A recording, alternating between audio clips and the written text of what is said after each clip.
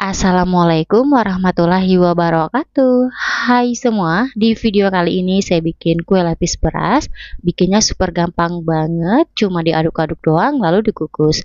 Dan untuk rasanya aku jamin super enak banget, lembut, legit. Buat teman-teman pencinta kue lapis beras, wajib cobain resep yang satu ini, dijamin pasti bakalan suka dan bikin lagi.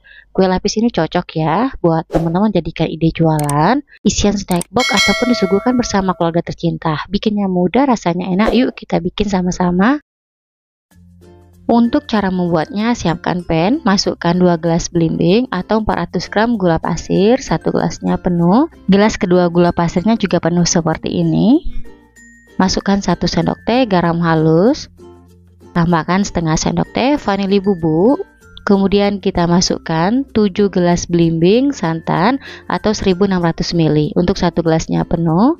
Gelas kedua santan penuh, gelas ketiga santan penuh, gelas keempat santan penuh, gelas kelima santan penuh, gelas keenam santan penuh, dan untuk gelas ketujuh santannya juga penuh ya.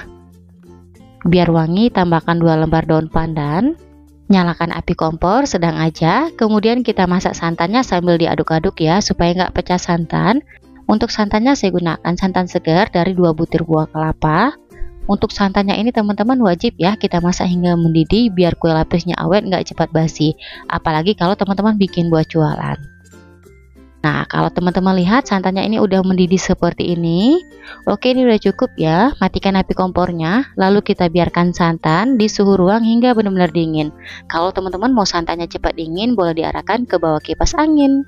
Sekarang kita bikin adonan. Siapkan wadah, masukkan 3 gelas belimbing atau 350 gram tepung beras untuk 1 gelasnya penuh. Gelas kedua tepung beras penuh.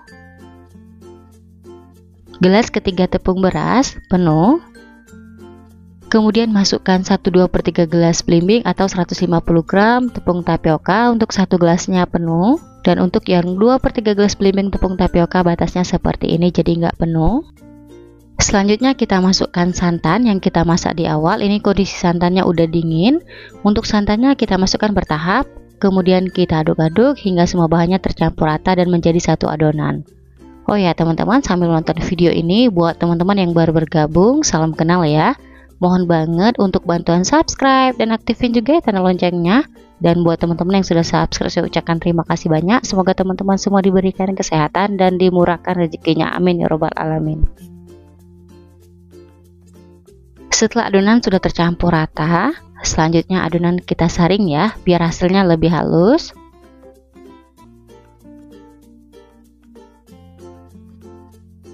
Selanjutnya adonan kita bagi 3.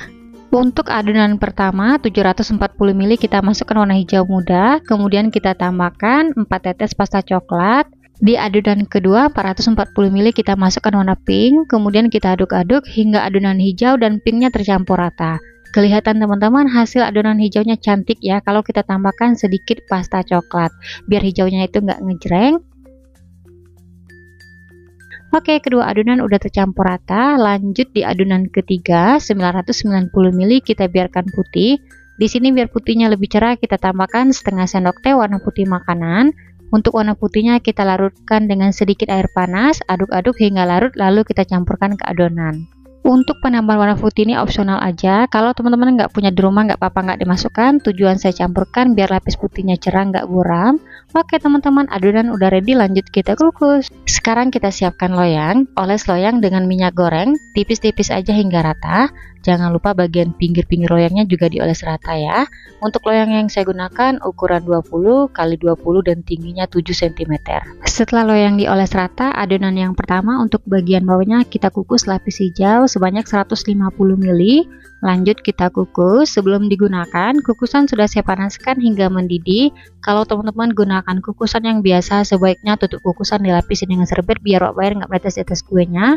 Kita kukus untuk tiap lapis adonan selama 5 menit. Untuk apinya kita gunakan sedang cenderung kecil, jangan terlalu besar supaya permukaan lapisnya tidak bergelombang.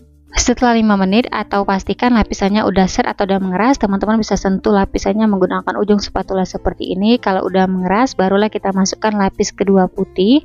Untuk per lapisnya 110 ml. Lanjut kita kukus kembali selama 5 menit. Setelah 5 menit kita kukus atau pastikan lapis putihnya udah set atau udah mengeras. Sekarang kita masukkan lapis pink. Untuk per lapisnya 110 ml juga ya. Jangan lupa sebelum kita tuang adonan diaduk-aduk dulu supaya nggak ada bahan yang mengendap di bagian dasarnya. Kemudian lanjut kita kukus selama 5 menit. Setelah 5 menit kita kukus, lapis pinknya udah set atau udah mengeras. Sekarang kita masukkan lagi lapis putih. Jadi tiap kali kita masukkan adonan lapis yang berwarna, kita selingi dengan lapis putih. Kemudian lanjut kita kukus selama 5 menit. Nah, ini udah 5 menit kita kukus teman-teman, lapis putihnya udah set atau udah mengeras. Sekarang kita masukkan lapis hijau. Untuk per lapisnya sama 110 ml. Kemudian lanjut kita kukus selama 5 menit. Untuk videonya saya contohkan beberapa aja, saya rasa kalau teman-teman lihat hasilnya pasti bisa. Untuk urutannya, kita kukus adonan, tiap kali kita masukkan lapis yang berwarna, kita selingi dengan lapis putih. Pink, putih, hijau, putih, kita lakukan terus-menerus hingga adonannya habis kita kukus semua. Oh ya teman-teman, penting ya, sebelum kita masukkan lapis yang baru, pastikan lapisan yang kita kukus ini udah benar-benar set atau udah mengeras. Ini bertujuan biar lapisannya itu nggak ambiar, jadi nanti setelah kue lapisnya mateng hasilnya cantik ya.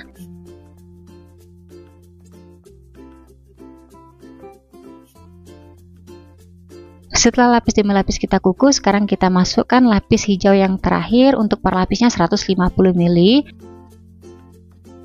Kemudian untuk adonan lapis yang terakhir kita kukus selama 20 menit. Setelah 20 menit kue lapisnya udah matang. Selanjutnya kita angkat, kita keluarkan dari kukusan. Kemudian kita biarkan dulu kue lapisnya di suhu ruang hingga dingin, karena kalau masih panas-panas tekstur kuenya memang lembek ya. Setelah kue lapisnya dingin, sekarang kita keluarkan dari loyang. Bagian pinggirnya kita sisir menggunakan spatula tipis. Ini bertujuan biar kue lapisnya mudah dikeluarkan.